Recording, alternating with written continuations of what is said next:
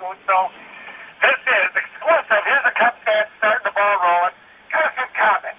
A few friendly comments here to Dusty Baker and Jim Hendry. I'm telling Cubs fans right now, I'm going to tell them the way it is. When 2005 ended, the White Sox were world champions. I was sick to my stomach. Getting calls from White Sox fans at 11 o'clock, 12 o'clock at night. Losing sleep. I could just see Kenny and Ivy sitting there smoking cigars with their feet up on the high chair and laughing at us. Laughing at you guys. Laughing at the north side. And I said to myself, the only thing that gives me hope is the organization is going to go out there and make the necessary moves to make us a real contender for the 2006 season. So I waited. And I waited. And I waited a little bit longer. I said to myself, hey, the Cubs are adding 1,600 new bleacher seats. All revenue right there. The SOFA contract no longer exists. Hey, you guys buy some more bricks, we'll get some more money that way, whatever it takes. And then I said to myself, as of today, right now, we have a questionable left fielder, a questionable shortstop, your worst free agent pickup in Jock Jones I've ever seen. He's terrible. And all I gotta say is this. Right now, there's a lot of question marks on this team. And I'm really not happy with you, Jim. That's for sure. And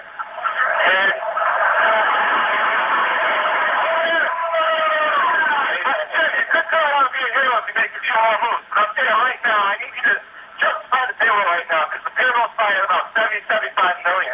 Whereas, White Sox are about 95 million. I just don't know where the money's going, and I think that we need to take up a couple more players to really make us off the contenders. I want you guys to do it, but right now I'm just not a happy Cubs fan. Stop the tape. Now, before we hear Jim Hendry's response, I want to say that Cubs fan was terrific. To stand at a microphone and a crowd... Okay, there, that's it. All right, let me see if I got it for you. Welcome to Club 400 Radio this week, guys. I hope you enjoyed last week's episode, which was awesome. I listened to it like 4 times, William. That was really good. And I gave it to Bob Cash and listen. I said, Bob, I want you to listen to this. He wasn't at the party. I said, tell me what you think. And he said, man, that was better than what you told me it was going to be. Really? So, good. Yeah, so, hey, yeah. If we can win Bob Cashin over, we can win anybody over. I know. The guy missed. I'm going to call him out on Club 400 podcast. He missed the Christmas party. I'm really mad about that, but I'm sure he'll be back. yeah.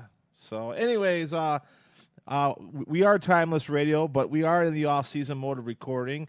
And basically, the off-season starts next week with the winter meetings in Las Vegas. Well, it actually technically kind of started this past week. A lot of action going on. What about the Addison Russell news? Lot of Cub news coming out, and there's only going to be more coming out. I know, it's exciting. So, hot stove. The hot stove is warming up. MLB channel, it's on my TV every single day. Yeah.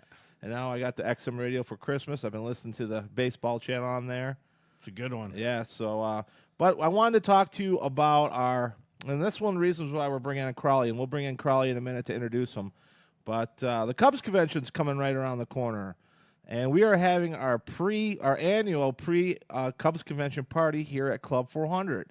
And usually we have the party the week of Cubs convention, but this year was set up a little bit different. I'm kind of glad about it. I mean, makes life easier for you. Yeah, exactly. It's a little tough to From a throw a little yeah. party and then head down to Chicago the next morning and have to do it all over again. You know, Right. So I want to thank Brian Freese for helping me put this party together. He made it real easy. And we're getting one of the guys I wanted over here for a long time. First off, let me give a big shout out to Ray Burris, who was out here last year with Billy Buckner. So he was so great. And he's just a hell of a nice guy. And that was when we presented you with the Club 400 Christmas surprise. That's right. And he was really touched by that. And he's a big supporter of Club 400. So really, between Brian and Ray, they set this event up. It's going to be January 5th at 3 p.m. in the afternoon. Tickets are on sale right now. One of my favorites back when I was growing up, Leon Durham, the Bull. Wow. Yeah, so he hasn't been out. He just was out actually for the sports show, but before that he hasn't been out to Chicago in a long time. And I met him and I got to talk to him. I got to kind of warn him what he was going to walk into. He's currently the batting coach for I think the AAA. Boy, I don't want to get this wrong, but he is a batting coach right now, and okay. I think it's for the Phillies. I think so. I could be wrong. And Ray Burris is with the Phillies. He's with the Phillies, too. Yeah. I believe I'm right. I could be wrong. But those guys are going to come out. And then we got a 2016 World Championship coach, John Malley, coming out, which is going to be awesome. Buy your tickets. Come on out. Autographs from all of them. Pictures with all of them. It's fantastic. Great stories with all of them. And I was reminded the other day why Club 400 is so awesome. I went and got Mark Race's autograph. I got 2 autographs, 2 inscriptions. Cost me $160. I was in and out of the store in 4 minutes. Wow. Yeah, so I mean, I was just like, I was a customer, on the other end, and I was like, oh, I am giving all these guys awesome deals, but like I said, we're never here to turn a profit. We're here to raise money for charity. So please come out. And then today, the reason why we're bringing Crawly on is to talk about the Cubs convention. That's really the annual kickoff. So I see it all the time, William, on the internet. I see people asking questions about the Cubs convention.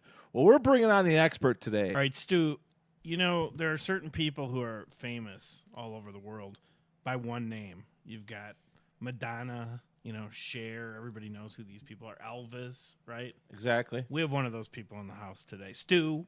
Hey. Everybody knows Stu. Right. We have one of those people in the house today. His name is Crawly. Everybody knows Crawly. If you're a Cubs fan and you don't know Crawly, well, then I don't think you're a Cubs fan at all. That's a true test as to whether you're a Cubs fan or not. Crawly, welcome to Club 400 Radio, buddy. Appreciate He came all the way in the studio. He's drinking a cold beer right now. I'm having a cocktail. It's all it should good. be. Yes. Welcome to the show, buddy. I'm glad to be here, and any excuse to come out to Club 400, I'm going to take. I'm sure it wasn't, he had to persuade the wife to come out on a Sunday, and it worked. Yeah. Good to have you. Begging and pleading sometimes helps, so that, I have no shame. So, Crawly, when I started Club 400 Radio, you're like one of the guys. I'm like, oh, we got to do there's all these, I made lists, and you made lists, William, and I'm like, Crawly's, we got to get him on soon. And we wanted to actually get better at it than we were the first show we did. Exactly. So we need a little time because we have questions. But we have to make this show awesome because the last one was the Miguel Montero show. So we got to bring our A game up here on this right. one. So I got to tell you, I'm still recovering from that Miggy Club 400. That was one of the best I think you've ever had. Just as far as just how much fun it was and how much fun he was. That was just, you outdid yourself, and you keep doing it. I don't know how you keep doing it, but. Well, I always say the party is only as good as the guest. If the guest is awesome, the party's going to be awesome. If they're into it, then, everybody's going to feel it. It creates a certain amount of energy. That night, there was energy here. Yeah, he brought energy, and, he was open, candid, honest. If you left that party not liking him more, then, I don't know what to tell you. Yeah, I'm always going to love Miggy, obviously. So, he's just to be there and, be able to see him again after presenting the ring to him, just a really good moment for me. Yeah, let's talk about that real quick. First of all, I want to talk how you became a Cubs fan, but while we're on the Miggy thing, let's talk about, you had the honor to be one of the ring bearers in 2017, and talk about that whole process and what it meant to you as a Cub fan. This kind of ties into Cubs convention, actually. After the Cubs won the World Series in 2016, during Cubs convention, there's different segments where you can ask questions of people. And so after the Cubs won, I remember after the White Sox won, yes, that happened in 2005. In 2006 opening day, they gave rings to 40,000 people, replica rings. So I asked Crane Kenny, are you going to do something similar for Cub fans? Are you going to give us replica rings for the first 40,000 that come in, which is pretty much everybody? And he said, you know what, Crawly, we got something better. We are going to have a contest for the 20 of the biggest Cub fans. And the people that are going to win are going to be on the field to present at Wrigley Field, and everybody's jaw dropped. And everybody knew we want that. That's what we want to do. And so what ends up happening is there was this contest where you had to have a minute-long video.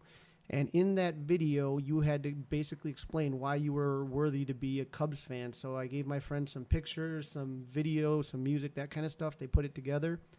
And I honestly did not believe I was going to be chosen just because, people know me through the Cubs and all that stuff. And I kind of figured I'd kind of be overlooked.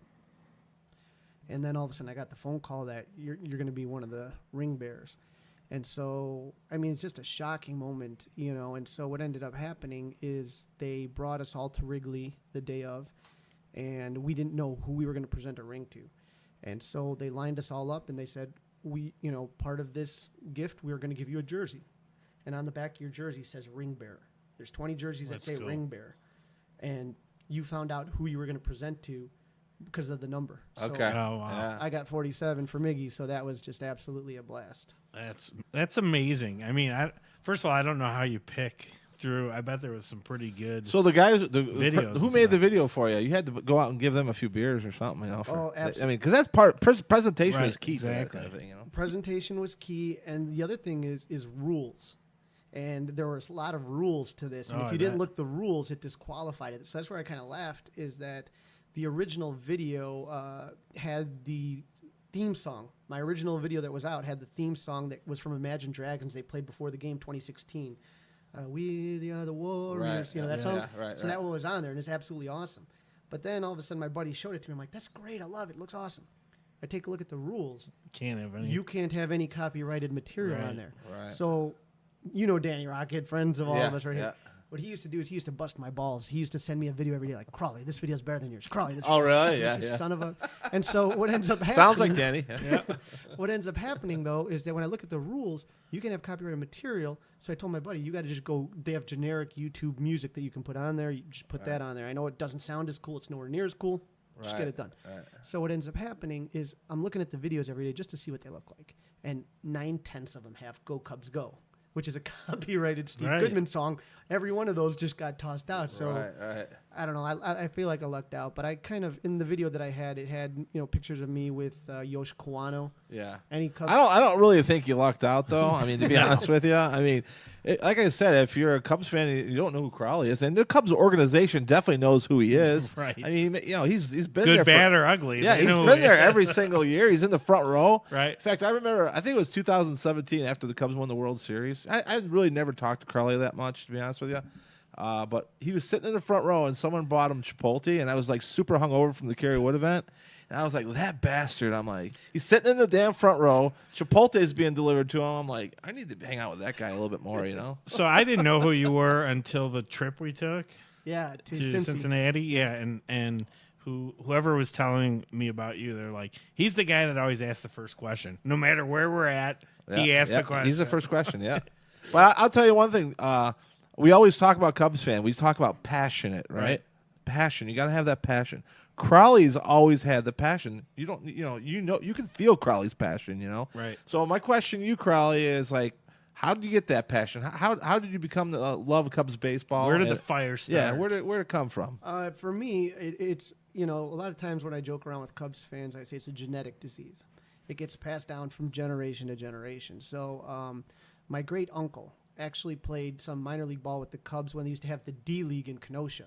So they had these Kenosha Cubs, and he ended up going to World War II, and he never really pursued any baseball career, but he made sure to instill everyone. He didn't have any kids of his own. So all his nieces and nephews, he instilled that love of the Cubs, and my dad grew up on Irving Park in Paulina, which is about maybe like a mile and a half from Wrigley Tops. And so, when he was growing up in the 50s, they would all play catch underneath the red line, go to the game for a nickel in the Right. bleachers. Can't do that anymore. Those were the days. And if you helped clean up after the game, you helped the Andy Frayne ushers, they'd give you a ticket for the next day. Right. So when I was growing up, in any family gathering, the women kind of talked about the women stuff, and the men were all talking about the Cubs.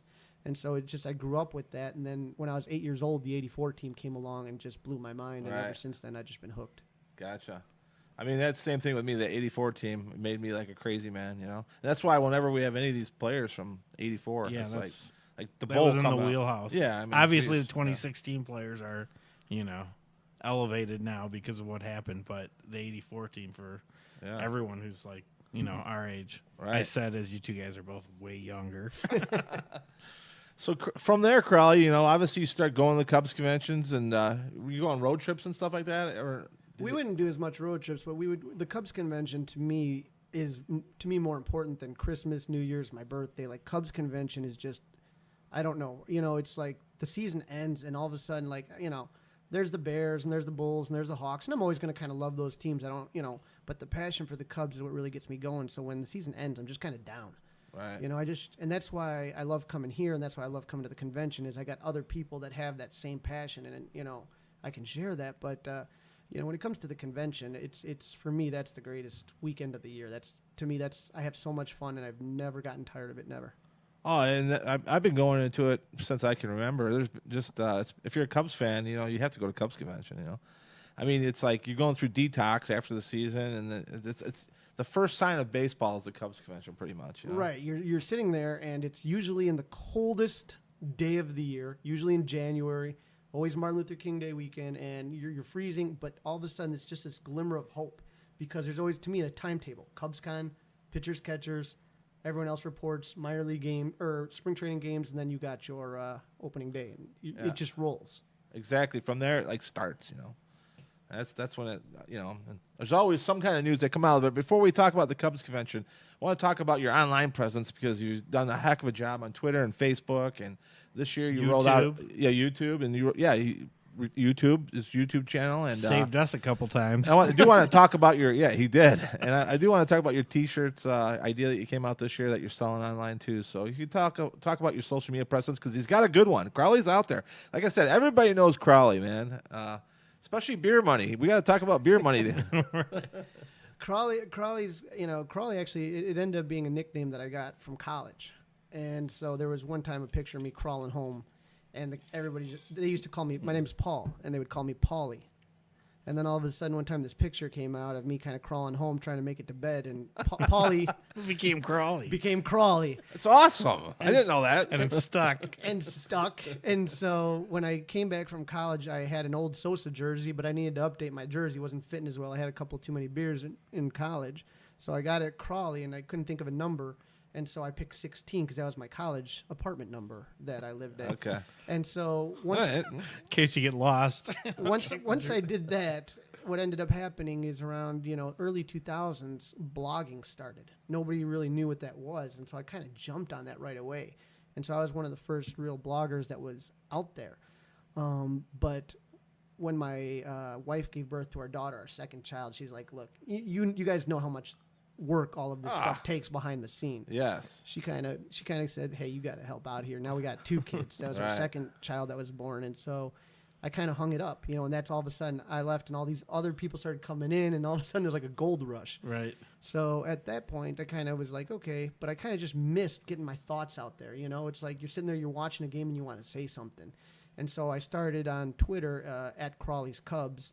And I just started throwing my ideas out there, and from there, some people are very into the analytics. I like analytics. Some people are into whatever. To me, it's just I just want to give people my experience, what it's like to be a season ticket holder, what it's like to kind of go to these different events, memorabilia, sharing, that kind of stuff. So my Twitter's at Crawly's Cubs, and then I do have a Facebook presence on Facebook, Instagram, and YouTube is all Crawly's Clubhouse. And we also have a website, crawlysclubhouse.com, where you can we have a whole bunch of different shirts. The newest one we got is called Game Day. And so if you look at that one, it has the ball, the symbols. If you've ever been sitting there at work and you're watching on the computer off the corner of your eye, the ball, strike, in-play runs. Right. So that's our newest one. We have all sorts of fun ones. We had team chemistry this last year, where we had a periodic table of all the different Cubs players. And that was an awesome idea. I mean, I don't know if you saw that. Did you see that? Yeah. All the different periodic tables for all the players. It was cool. So I brought that one. You can still get those, right? Everything's on there. Yeah, everything's on there. We have a No Fighting in the Bleachers, again, a Danny Rocket song, and we have just a whole bunch of stuff. We have a cue that up after this episode, will you? We also have a when I got in a big. This is another Cubs convention story, but I got in a big argument. It was what was her name? I can't remember. She was the marketing director, and she came up with this idea of Clark. And I could not stand how it looked. It just looked so I didn't like the idea of a mascot, too, because before they got Clark, the Cubs mascot, there was only a few teams that didn't have a mascot. I think it was the Yankees was one, the Dodgers was another. There's just very few teams, and they had a legacy of not having these mascots. And when they rolled it out, I just thought it was like so generic. Allison Miller was her name. Yeah, Allison Miller, yeah. She used to work for the cereal company. Yeah, yep. And so I said, God, this just sucks. I'm like, this is just the most generic thing. And I came up with, people kept saying, like, it's not for you, it's for kids. I'm like, I get that, but at least make it look good. Right. So I started arguing with Allison about that, and she kind of said, Clark's here to say you're not going to, change anything out of that. And he's not going to be wearing pants, so just deal with it. So I said, well, you know what, then? I'm going to come up with my own cool-looking mascot, and that's where we developed Hack, which is a Northside loving bear that just looks cooler, I think, and kind of incorporates some of the ideas of the 84 logo that I love so much and those type of things. So it's, we sell a lot of shirts like that. We're also the only company that has something that's related to Spanish-speaking Cub fans because there's a lot. It's called Cachorros. And in that regard, you know, I've given some to, I know Javi has one of our shirts. A couple other guys have some of our shirts. Right. Just to kind of say, hey, it's just kind of fun and just incorporate more people into the fan base. That's awesome. It is, man. And like I said, obviously, you know, you're not doing this kind of stuff unless if you love baseball, you love the Cubs, and you have passion for it. So I got to tell you, you're taking it to the next level for sure. After all your events, I always look forward to going to the clubhouse because, like, for instance, when Schwarber was out here, I was standing off to the side, and, you know, it was awesome. He had a good Q&A and all that, and he gets video. He's in the front row, you know, or right in the middle, like right where you want to be every single time. Yeah, he's right up there. Always right there. So he's definitely, you know, and that's what we want people like, you know, Crawly to be part of Club 400. So it's really awesome. Eventually, you know, it's like my wife knew who Crawly was just from going to the Cubs convention. She did. She knew who he was because he's the Ricketts. You know, he'd be the first guy to ask a question, but he has a presence at the Cubs convention, and that's where we're going to go next, Crawly. And the Cubs convention is why we wanted to bring you on. First of all, we wanted to tell the audience, you know, who you were and what you were all about. But I thought, like, hey, let's do a Cubs convention pre-episode because I see online all the time people who first-timers that have ever been there a little bit. So I brought the expert in, man. Right. This guy is the expert of the Cubs convention. I'm probably like the second expert, but he's the main one, all right? I'm the vice president. He's the president. So the Cubs convention's coming up, and it's a week later than normal this year, Crawly, isn't it? It always is the weekend of Martin Luther King holiday, which is really important because the only time I don't have too many drinks at Stu's place at Club 400 is the one before CubsCon because I got to be ready to go. Yes. But luckily you get that Monday off because I work in education. So I get to recover on that Monday because I do not sleep much Friday through Saturday. I tell you what, the Cubs convention will wear you down. Like you know, you do need a day off after it. I mean, because you're on your feet a lot, you're in crowds, you know, it's a mayhem down there pretty much in a hotel. But let's talk about the old days. We brought it up a little bit earlier today. Before the Cubs were bought by the Ricketts, it was in the Chicago Hilton Towers, correct? Yeah, where did they do it? The very first one was not at the Hilton Towers, but then after that, for like the next 25 years, it was at the Hilton and Towers, which, you know, for a lot of us that have been at the old place, they've done a lot better with what they in the Sheraton recently, but the Hilton, nothing will ever compare to those old days. No, Hilton was, I mean, when it moved away from the Hilton, I was surprised because it's kind of like Wrigley Field, you know, part two. It was, you know, it was the other place you united with Cub fans besides Wrigley Field. And Kitty O'Shea's, I mean, the nights at Kitty O'Shea's, and they had a lot of different, you know, conference rooms in there where, if you remember, Crawly, back in the day, like, now that the Cubs won the World Series, they have a lot less sessions because they need space, you know. Right. But back then, they'd have 3 to 4 sessions going on at a time. Yeah, you had, you know, back in the day, you would come in and you'd have the opening ceremonies in the grand ballroom, and there was a little corner balcony, and Harry Carey used to be the master of ceremonies, and then after that, Pat Hughes. But you would have this huge, enormous ballroom, but then you had options afterward on what you wanted to do, and that was the cool thing before about it is that you did have a lot of options as far as what you could go and what you could see, and there's always plenty of room. Whereas the Sheraton always feels just a little bit more crowded. Yeah. And Saturday night, what was that band they had on Saturday night? They used to have a rock and roll review on Saturday. There's a true story right here. I had never been there. You know, we would always kind of go elsewhere. We would be at Kitty's or we would I never did the rock and roll review. And all of a sudden one day, you know, for my blog at the time, I said, I'm gonna go one year. And so I go, and they had a Blues Brothers cover band and all this stuff. So I'm sitting with the car. With the car, yep. And I'm sitting there having some drinks. And I'm, you know, on the dance floor having a good time. I love Blues Brothers music as much as any Chicagoan. And I'm sitting there, and there's Ronnie Woo Woo. You know, if someone's going to show up in some Cubs event, it's Ronnie Woo Woo. And he's trying to dance with this cougar that's had a few too many drinks, right? And so Ronnie's kind of doing his thing at this time, Ronnie Woo Woo. And then comes Bowser from Sha Na Na. Oh, my God. So now we have Bowser from Sha Na Na and Ronnie Woo Woo both trying to mac on this same cougar that's had one too many drinks. It was something that I will never forget. Worth the price of admission right there. It was the first and last time I did the rock and roll review. Thankfully, it no longer exists. Wow.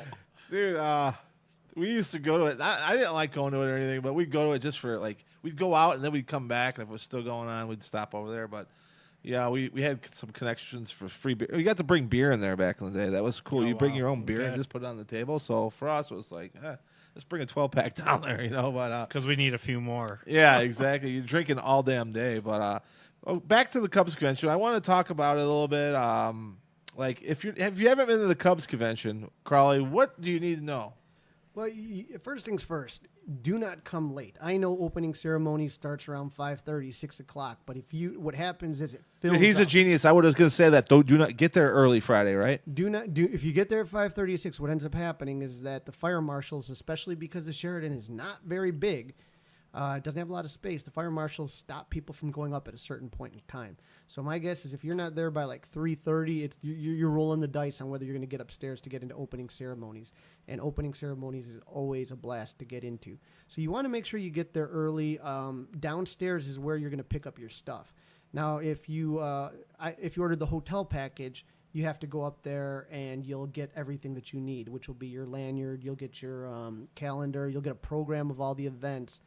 And then if The scratch off wild card ticket? the pull tab ticket, which The pull tab, yeah. a lot of people get really excited about, but it's when people think of autographs, the CubsCon is not the greatest place to get autographs. The lines are massive. So, I mean, it all depends on what you're there to do. If you're Well, I always say, I don't need to cut you off, but like, you said get there early. That was what I was going to say. The second thing I was going to say, what do you want to accomplish, right? Pick a lane because you could spend all damn weekend in line to get autographs, right, Crawly? right, and that's where the pull tab is so key because that's a guarantee autograph from one of the current players or one of the the greats, whether it's Andre or Rhino or whoever. If you're sitting in line all day, I mean, you don't even know who you're going to get by the time you get up to the line. Whereas the pull tab's a guaranteed ticket. So once you get that, or if you got your tickets by the mail, they have to stamp it. So you have to go down there, you have to get it stamped. They use one of those hole puncher type things, and then they give you everything that you need. You'll get your program, and what you want to do when you get your program, game plan. What do I want to do? Do I want to get autographs? Well, then make sure you're up early in the morning and downstairs waiting in line because the lines start forming real early. Now, do you want to go to the sessions? Which are the best sessions? Sometimes there's going to be sessions that are at the same time. Are you a season ticket holder? If you're a season ticket holder, they have another hotel across the street from the Sheraton where, honestly, some of the best sessions occur because it's at a smaller, kind of a closer feel. It's not these huge rooms that they have in the Sheraton. So. But you have to have a certain season ticket holder. You had to buy it through the season ticket holder link, basically. Okay. Correct, and you'll get a special bracelet, which will kind of help you go into that. But do you want to go into the sessions? And honestly, I know some people that just kind of go to just drink and have fun, Right. and just kind of meet up with people. So it all depends on what do you want to do as a Cub fan going there. But I can tell you that going there all these years, I've made groups of friends that I only see one day a year or one weekend of the year, and that's at CubsCon because a lot of them live in maybe Iowa because they're big Iowa Cub fans or wherever. But it's such a fun time, and you do get to meet a lot of great people. Now, once the opening ceremony starts, everybody comes out. It's a blast. It's a lot of fun. But then something they added in the last few years that you do not want to miss is the Ryan Dempster show. Yes, yeah.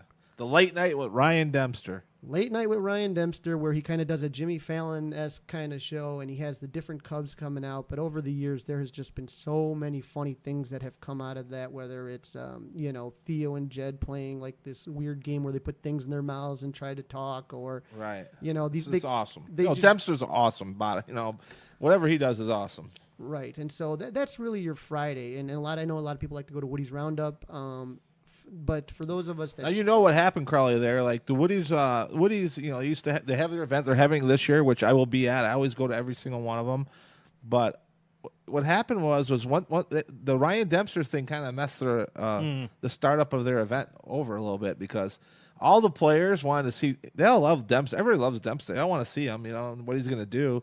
So the players were getting there a lot later after the event, the show ended over there at the Sheraton. Then the Cub players would come rolling in, but the event would be going on for 2 hours, and finally the Cubs are strolling in. So this year they even knocked the Kerry Wood event back an hour. It's the latest it's ever started. 9:00 start this year, which is an awesome time too. But another thing, Crawly, I wanted to talk to you about is the Friday night is a big night for the bloggers and stuff like that. Yeah, a lot of us that kind of sit there blogging, tweeting, social media presence. It's kind of our day to just say, hey, what a fun year we had, and it's good to see you guys. And that's Kitty O'Shea's. So a lot of us, Kitty O'Shea's is a bar right next door to the Sheraton. And we just kind of go there for drinks and have some fun. So if you're interested in kind of seeing some of your favorite, It's a great bar. It's a classic old Chicago bar. They got karaoke on Saturday night there, by the way, which is Nice. awesome. But the cool thing is if you're in the Sheraton, if you go all the way to the bottom floor and then walk out the door on the water side and make a left, it'll walk. I mean, it's basically in the hotel. It's not, but it Right there. could be. Yeah, it's Yeah. right there. you could walk out without a jacket and not get cold just walking right across there. And it's not a bad little place either to sneak over and get lunch one day. You know, I mean, it's so close, and you can get out of the crowd a little bit. It's not. It's a nice, and it's a party place both Friday and Saturday night. And that's something when you talk about the food and the costs and stuff like that, people kind of need to plan for that. Like for me, I always kind of have a plan on what I'm going to eat and when I'm going to eat it. So I always bring breakfast with me. I don't do the breakfast at the hotel is expensive. It just depends how you want to spend your money. The other thing, and I was one of the guys that started this, was the rolling cooler. So when I go to CubsCon, I have a rolling cooler with all my beers in there so that you're not paying $10 to $12 for a beer because the beers are the same price as they are at Wrigley Yeah. Field. So A can of beer is like $10. I'm not going to be drinking that. So I keep that, and I keep a flask of booze just in case they one day confiscate my cooler. But it's been like 18, 20 years. So You're good so far. I've been safe so far. A rolling cooler is important, crowd. We do it every year. We pack it up full of beer, and we get down to opening ceremonies, and then we're packed, and they're like sardines, and drink the beers. You got to get in there early. You have to get in the opening ceremonies early, like Crawly was saying. You have to get, or else you'll be locked out. But one thing I wanted to talk about was what are the can't miss sessions? They have some standard ones every single year. If you're gonna go like on your list of I can't miss this session, which ones would they be? I mean, the one that you always want to talk to, and this is where Cubs Convention was a unique idea of John McDonough, who's now president of the Blackhawks, but was an innovator as far as Cubs marketing for many, many years. And the most famous alumni from my college, by the way. Go ahead. But when you go there, you got a chance to actually ask some pretty serious questions, and that's where I've always kind of made my name, is sitting there trying to come up. I spend a lot of time asking questions. So when you have Tom Ricketts, when you have Theo Epstein, when you have Joe Madden, this is your time to ask questions. You don't want to, I guess sometimes there's some people that ask some kind of silly questions, some goofy, I don't want to say silly or goofy, but, I don't really care, what Anthony Rizzo would have done if he wasn't a baseball player. Right. Like my question, if I have a question, it's going to be something that's pretty serious that I haven't heard reporters ask.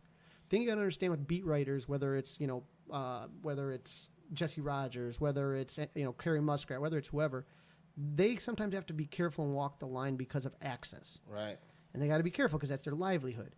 I don't have that same kind of thing. So if I want to ask a serious question out and kind of, the only thing Stir the pot a little bit. Stir the pot a little bit, but you got to be really careful because Theo is an elusive master. He can kind of take your question and kind of turn it and warp it, and you're like, God, you got away again. So I've had to Theo's the struggle with best, him. man.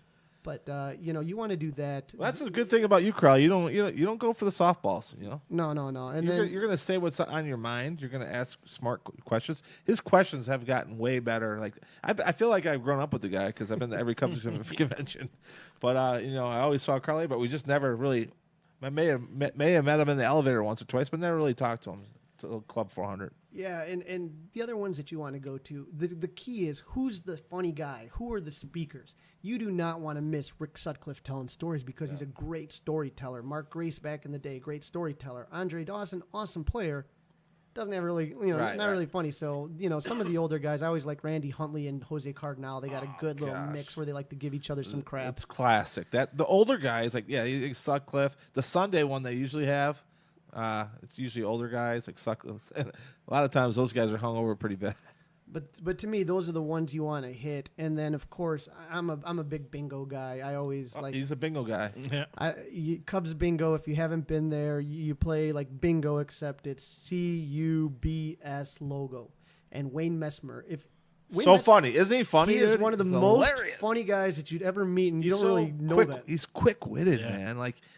That's the you go to the bingo. The bingo is like I like to just go to bingo to hear him be funny because he's actually just got that dry sense of humor, but he can zing you pretty good. Yep. He's got a little Rodney Dangerfield in him. He's got a little bit of everything. He's really funny, and so part of the tradition that we've always had is when you go to Cubs bingo, what you do is Wayne Messmer, and he knows this, and this is why he kind of elongates what the prize is going to be.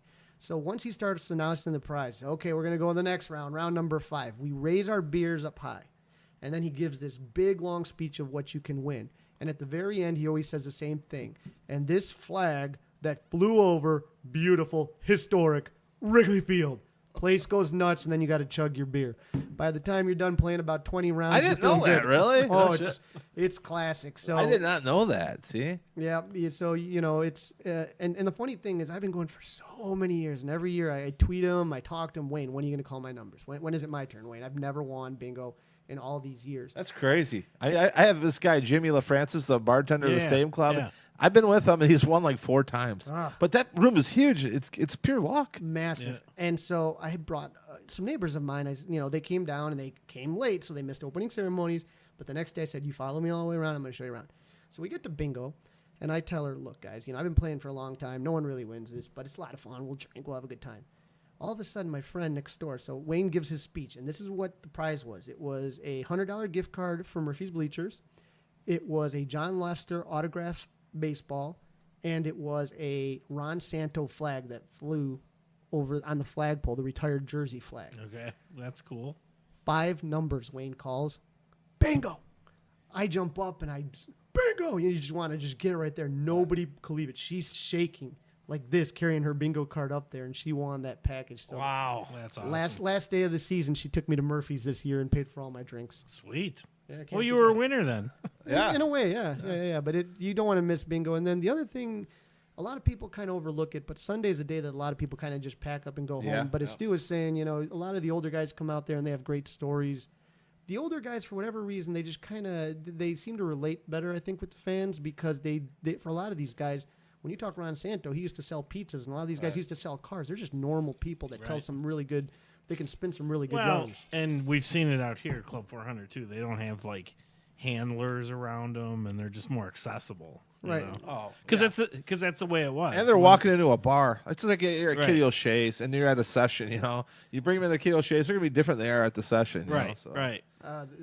Kitty O'Shea's. This is one of my favorite stories. I went one time. This was at the Hilton, and I had a room with a friend of mine, and I won't mention his name here, but all of a sudden, we're drinking, we're having a good time at Kitty O'Shea's, and he meets a lady friend. Okay. He says, Crawly, I need to borrow the room. Are you kidding me, man? I'm like, all right. So I said, you want to do what you got to do, and then I'll be up there in a little bit. And we literally going back to college. See you in 5 minutes. Yeah, we're literally doing the old college thing. If the Right. sock's on the door, don't Right. open it up. Okay. So I sit there and come back after it must have been like 1:30 in the morning. I come back and the sock's still on the door, and I'm like, do I knock? What do I do? I'm like, shit. So I go back to Kitty O'Shea's, which is dead and closing up. And as I'm kind of going there, and they're kind of like talking, in comes Jim Hendry and all the beat writers. And so I just kind of pretended like I was part of that group Right. and just walked in. And so Jim sits down at the bar, orders a round of scotch for everybody. And he's talking stories with the beat writers that you just couldn't imagine. I bet, yeah. And by the time we got through our third scotch, this was 2010, and this was right after the Milton Bradley thing. And he said, guys, Milton Bradley, that was on me. That was my fault.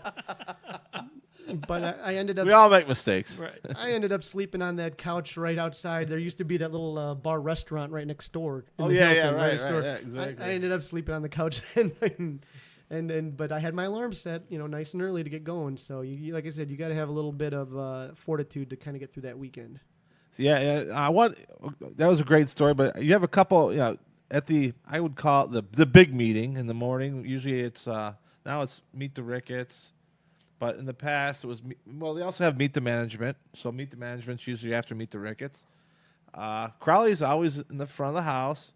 This guy has actually broke news or started news. Tell us a couple classic Crawly stories of you at the Cubs convention. Well, the biggest one, I think, was 2009. The Cubs had just gotten swept for the second time versus the Dodgers in 2008, and it was just a disaster. And at the time, a story broke about that there was this Greek Orthodox priest that gave his blessings on Wrigley Field before the NLDS.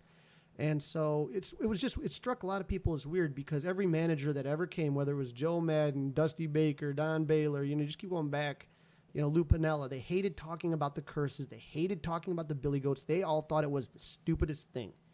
And I kind of just said to myself, why would you have a Greek Orthodox priest when you're trying to get away from that? And so I asked Crane Kenny, I said, you're a really smart guy. I'm like, why would you have a Greek Orthodox priest bless the field if you're trying to get away from these curses and all these stupid ideas? And he looks at me and he said, well, Crawly, that was one of the dumber things I did. This guy called up, Greek Orthodox priest, big Cub fan, and he wanted to say a prayer for health and good fortune, and we had health, but unfortunately we didn't do it. So, he called me and he asked if he could say the prayer. He came out a few hours before the game, and that's fine. And I sat down, and I'm kind of just sitting there, and I'm like, they don't let anybody into the ballpark, even like early for a normal game, much less a playoff game. Like, this really sounds not right. Well, Paul Sullivan, who was at the time the Chicago Cubs beat reporter for the Tribune, he actually somehow gets in contact with the Greek Orthodox priest. And he talks to him, and he says, hey, you're the one that came and asked Crane Kenny to come in and say a prayer. And the priest was like, no, I don't know what you're talking about.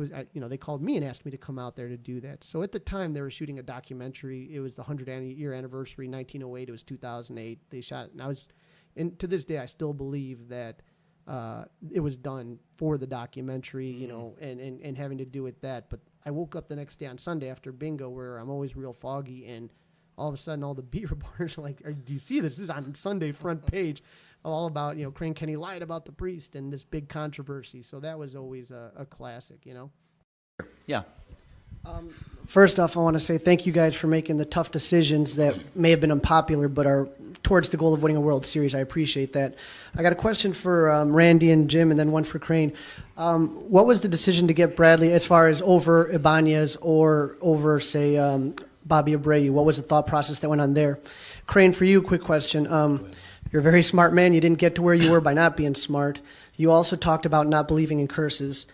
Yet the Greek Orthodox priest comes out of there, and that was kind of embarrassing, I think, on a national scale.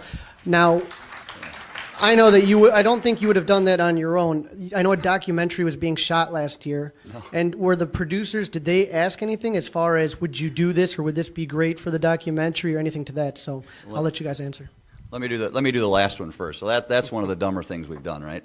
And in my 6 years of decisions, that's probably maybe 2 or 3 of the dumb things we've done. And no, it had nothing to do with the documentary. It wasn't somebody saying, well, let's try and do something spicy. This was along the lines of making decisions quickly, and you shouldn't do that in life. An email comes in that this is a huge Cub fan that wants to get tickets to the game and has the cell phone ringing with the Cubs tune on it and his email address, and I said, let's bring it, let him go. Just be clear, that decision was at my desk. Nobody had any influence on that one. And I said, let him in. He wanted to say a blessing for our good health, which we had good health, but the results made us sick. So no, it was nothing more than let's let one of our fans in, and he wanted to come in 6 hours before the game and just hopefully give us some good health. And I said, fine. If I could do it again, I wouldn't have. No question about it. But it had nothing to do with. It got blown into a bunch of different things, and it's one of those things you look back on and you say, how did you make that decision? Clearly not one of my best in the last 6 years. The Milton Bradley decision. As we went into the off season, we looked at it and we felt like we had 2 clear priorities. Number one, we felt it was imperative that we re-sign Ryan Dempster, and we were happy to get that done early on in the process. And the other thing that we've talked about a lot is that we really wanted to try to increase our flexibility in the lineup, our ability to match up left-handed and right-handed. And as we started evaluating who might be available, not only through free agency but through trades, and we started doing our homework and meeting with all of our scouts, they're a huge part of the process, and doing our background work. The thing that we kept coming back to was over and over we kept hearing about Milton Bradley, and more people kept saying he gives you the best at bat day after day in the American League. Deep counts, sees pitches, does a lot of the things that we stress to our players, a lot of the things that Fukudomi brought to the ball club last year in the first half of the season, and that we think he's going to get back to doing. That's it. How about a nice hand for Crane Kenny, Jim Henry, Randy Bush, and thank you. Kind of foggy is right. That's how I am every Cubs convention morning. It's kind of foggy. But no, I remember that quite well. That whole incident, Crawly, yeah, you definitely you got the pot stirred, and then from there it just took on its life of its own, Right, and that's where you really kind of got to come up with some questions, and some of them are not easy. But look, this is our convention. This is for the fans, Right. and so you can ask, like I said, some cheesy questions. You can ask whatever you want. I'm not the question keeper. I'm just saying you got an opportunity. Ask some real questions about what people would be interested, what they want to do, and that's where I kind of look at it is. This is your one day as a fan. You have expectations of what you should be able to say and ask. So take some time and think about your question, because once you get up there, you start getting the nerves. Even I've been doing this for years. When all of a sudden all the eyes are staring at you, that's when it gets nervous. You can tell even when you're out at a Club 400 event and you're going to ask a question in the Q&A. Which the first one. We always let you go first. Crawly goes first. You can tell that you've already thought of the question and it's prepared, and that is the best way to do it. not The other just thing wing is it. think 2 or 3 questions, Right. because that person in front of you may be asking the question that you want to ask. So you don't want to be sitting there like, do it right in front Well, of that's the why you go first. Exactly. But one of the classic moments is sometimes you meet some strange characters. There's fun characters, like I said, friends I met, but there's some strange characters. And there was one time a year where there was this guy where he kind of looked like just a little bit off. And he pulls out this piece of paper and he says, I am going to give a prepared statement. And they let him ramble for like 20 minutes. It made no sense. And the longer he went, the more we started laughing. So the next year, I'm like, man, if I ever see a person like that again, I'm getting my video camera out. I'm taping it. Next year, what ends up happening is this lady, and she has the nickname, and she still goes every year. I see her every year. She won't take pictures with me anymore, but we call her Crazy Hat Lady. It's this lady. Okay. And she the other crazy hat lady. She has a floppy hat, and she pins a million things on it, and the hat weighs down. It goes over her head, and so We need to interview her. Crazy hat lady. I would like to be here to see that one. So Crazy Hat Lady comes up, and she's speaking to Theo Epstein and Jed Hoyer. And the first things that come out of her mouth, she says, Theo, I doubt you know the following players: Ernie Banks, Billy Williams, Ron Santo. And everyone goes, you don't think Theo Epstein knows these players? And she goes on this huge rant about how you don't keep players together, you trade guys. And it was the most incoherent speech I ever heard, and I have it on video. It was uncomfortable as a listener, Wow. It's there are some characters out there, and Ronnie Woo's going to be there, but those are a lot of fun. But a lot of people, some people want to go for the informational things. Another one that's really gotten a lot of popularity over the years, the Kids Only, where the kids get to ask the questions, and they really have no filter on that. And that's one I think where the players really loosen up. And so if you have an opportunity, that's a great session. It always is a highlight of the convention. Usually it's later in the day on So Saturday. that's just kids are the ones asking the questions. Yeah, and usually it's like, hey, can I have an autograph? right? And But sometimes there's some gold going on there. Oh, I right bet. there's some gold, and you can sit there and get some good laughs. But it really depends. Like for me, I like to see I like to find out what's going on with the team, what direction they're going. And so that's why for me, business ops is always a big one to go to see. Like I said, there's a lot going on this year with the renovations at Wrigley. Where are we at? What are we doing? What are the next steps? Finding out, talking to Joe Madden. Obviously, there's a lot of controversy surrounding Joe, and we lost our hitting coach and our pitching coach this year. You have the Addison Russell situation. So there's a lot that can be asked. Now, how straightforward he's going to be. And, Joe's another one that can really kind of turn things around and kind of avoid your question. That's why you got to kind of word it real carefully. Right. But there's a lot to ask this year, and same with Theo. I love Theo Epstein. I love. I'm a Jehovah's Witness, is what I say. But there's some questions, and I think they need to be asked. And like I said, we don't have to worry about, we don't need them for access. This is our access. So ask the questions. Wonder what's going on, and go from there. All right. A couple things I wanted to bring up about Cubs convention. Make sure you say hi to Gary Pressey, who sets up his organ right in the main lobby there. And then off to the corner, usually on the main floor, there's Cubs Charities. They're selling grab bags that go really quick that you can get really awesome stuff in.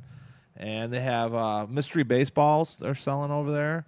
And then I think they have meet and greets with players, but you got to be in line really early to get those. They're usually like $150, $200. You're guaranteed an autograph and a picture with some of the top players. But I think it's closer now to $300. Is it $300? But you and a guest get 2 things autographed and the pictures, but you have to be there. You have to be there super early. Not only super early, you have to be there on Thursday. Yeah. Like there The are wait people line that for that. spend the night to get that, but that guarantees you whether it's a Rizzo or a Bryant or a Madden, a much more close opportunity. When you win the pull tab, you go up there, you get your autograph, you get a quick picture, and then the next guy moves on. But that one, those are worth a little bit more money, and so that's where it gets a little bit tricky. You mentioned the grab bags; those are always popular in the mystery ball. The other thing that a lot of people like, especially people that like game used items, is the garage sale.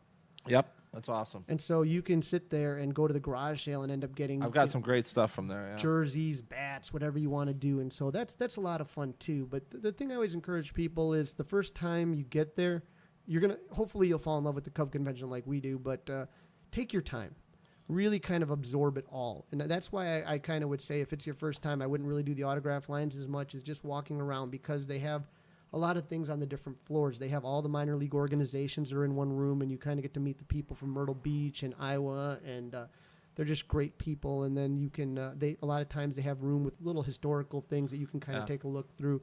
So just take your time. And the other thing I would say is talk to people and meet people because this is a great place to kind of, I don't want to say network, but just meet Cub fans. And I know people that, buy, sell season tickets to each other after that really become friends, and that's an opportunity to just kind of talk and meet people. Sometimes there's been times in the past where I've gone to the Cubs convention by myself and just hung out and met people. There's nothing wrong with that. Yeah. No, to me that's where, like I said, I've met so many friends and kind of made so many connections going through there. So I always enjoy doing that. So for the 2019 convention, you know this because you've been going to every single one, but there's always like some breaking news or something big that's going to be a part. It's for the last one year it was the renovations, but what's going to be the big news this year? Hopefully Bryce Harper. That'd be awesome. I doubt it. Yeah, you're looking at the hope is going to be a Manny Machado or a Bryce Harper signing. If neither of those happen, then there's going to be kind of an uncomfortableness to it. There has been things in the past. The most famous was Jeff Samardzija one time signed right before convention. Kerry Wood re-signed. Dude. Let's talk about that real quick. Tell us. I mean, for most people, I think that was that was a convention that obviously made news, but it was a special moment for a lot of Cub fans. In 2010, and we were just talking about this earlier. Today is the anniversary of the passing of Cubs great Ron Santo, and when he passed away, he was very close with Kerry Wood. If you remember in 2003 against Atlanta, that was when the cancer, which ultimately killed Ronnie, that's when he first had the cancer and he had to go to surgery and he couldn't be there in Atlanta. And Kerry hung up his jersey in the dugout in Atlanta for the clinching game. And right after they clinched, he ran in and called Santo immediately. So they had a very close bond. And when Kerry Wood left, I think he went to Cleveland and then he went to New York. He came back for Santo's funeral, and it was there that him and Jim started Hendry at the time, the GM, started talking about a return to Chicago. And it was at that Cubs convention in 2010 that and it's Pat Hughes and it's opening ceremonies, and like I said, that was a very somber one. Yeah. But then all of a sudden, Pat Hughes, while he's calling out, what they do is they call all the old players, then they call all the Hall of Famers, and then they call the new players and go that route. All of a sudden, Pat Hughes said, "I've just been handed a note." Yeah. Re-signing with the Cubs, Kerry Wood, and the place just exploded. So I mean, it was a special convention. It yeah. always will be, because just for him to finish his career back in Chicago, obviously it didn't last that long. I think he hung it up in May of that year. I think was it May or was it the following May the next year? I don't remember, but I don't think it was. I think it was just a month. months. Yeah. All right. It's always cool though when somebody ends their career where they, really made their name. So. Oh man, Kerry Wood and the Kerry Wood Foundation always want to help those guys out. We're gonna get Kerry back here real soon. I hope maybe even next year for 2019. But Crawly, another question I wanted to ask you before we get going. We're going a little long this episode, but we got a lot of information. Right. But I was going to say, make sure if you're staying at the hotel, bring food. Bring a lot of snacks, right? Yeah, always bring snacks and food. And like I said, everything there is expensive and it's not that great. So it's like, you want to pay $10 for a slice of pizza? No, not really. So I always pack like I said, I do have my beer, but I also have Gatorade and other stuff in the cooler. Bring some waters and just keep everything up at the hotel. I always, bring Pop-Tarts, bags of cereal, just anything sandwiches, you know what I mean? Because it's Pop-Tarts. It's a secret of a successful convention. It's an expensive weekend. I mean, what is parking down there? Oh, $60, man, $70 just to park? That's parking's a problem. You probably I valet it, usually. So I mean, I pay the money. Right, and so it's just, to me, I always kind of say, where can I save money? So yes, I can go have a nice breakfast at the hotel or whatever, or I can just eat Pop-Tarts and chill out and talk to people and try to sober up before the question and answers start. So I would always say bring snacks, bring food, bring drink, whatever you can. Lots of hangovers Saturday morning for the Ricketts. Yep, and I think that's why, because you're out with the Kerry Wood. You're at the Kerry Wood event. Usually I am, and we're drinking all night long, and it's a prepaid. So you're paying for it, but you're prepaid for it. it's no coincidence that that Theo and the Ricketts are the first two ones early in the morning, bright and early, because that way they get to avoid some of the angrier fans that are still shaking off the night before.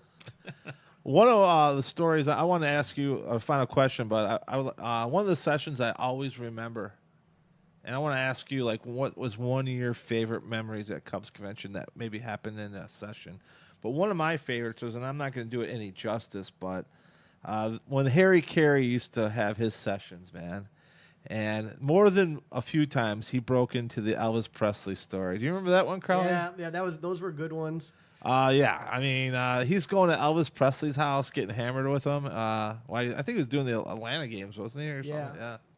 Do you remember those, Crawly? I mean, the one tell him about eating peanut butter and jelly sandwiches and peanut butter banana fried Peanut butter sandwiches. banana, yeah, right, exactly. The ones that always used to kind of really get me a lot were whenever Ron Santo was there. And every year before the convention on my YouTube channel, I have one. I don't know why I decided to tape it, but it was Rick Sutcliffe.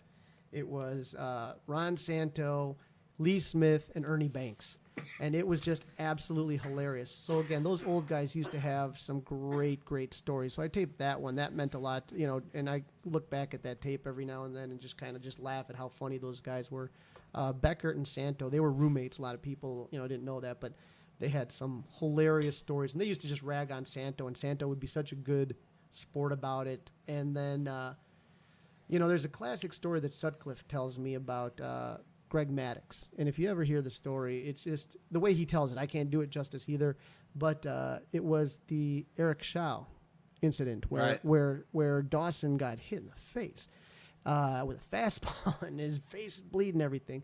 But the way that Sutcliffe tells his story is that they told Greg Maddux, who was a young pitcher at the time, hey, if you don't win, you're going back to Iowa. You're going back down. You got to get a win. And so I think it happened in the fourth inning that he got hit, and there's a big brawl, and Sutcliffe's one of the first ones out of the dugout and this and that, and Sutcliffe gets ejected. And so when he comes back, he tells Maddux, get the win. Qualify the win, get one more inning, and then do what you got to do. And Maddux looked at him, and he said, I'm going to be the next guy that comes up to bat. Sutcliffe said, no. Just make sure you get the win. All right. Do what you got to do. The very first guy up after the Shaw brawl, Maddux hits him and gets thrown out of the game. And right after that, he gets sent to Iowa. All right. He gets sent back. But Sutcliffe said every one of those veterans had the most tremendous amount of respect for Maddux after that, and it just showed the character of what kind of player Greg Maddux was. Probably one of the best I've ever seen. All right. And I'll tell you what, that's those Q&As, that's what I pick a lane, and my lane is I want information when I go to the Cubs convention. I want as much information as I could possibly get. If I win an autograph, I'll go get the guy's autograph. But for the most part, I'm there for information because I think it's hearing the stories are priceless. That's why I love doing Q&As here. But Crawly, again, tell us where we can find you on the social media networks. You can find me on Twitter at Crawly's Cubs. There's no E in it. CRAWLYS Cubs. You can find me on Facebook and Instagram and YouTube. You just look up Crawly's Clubhouse, and I'll be popping out there. And same with our websites, www.crawlysclubhouse.com. For anyone that's going to be going out to Cubs Convention, if you see me, I absolutely love saying hi to you. I don't care if I never met you before. If you're meeting me at Cubs Convention, you're a friend. So please stop by. Say hi. Crawly's one of the most approachable people I think I've ever met. Met him on a bus. Right. And clicked right away. Yep, the first annual Club 400 road trip. We'll be doing the second one this year to St. Louis. I hope Crawly's coming, but we'll have Crawly on again, no doubt about it. Sure. Thanks for listening, guys. We'll see you next week. song is dedicated to them.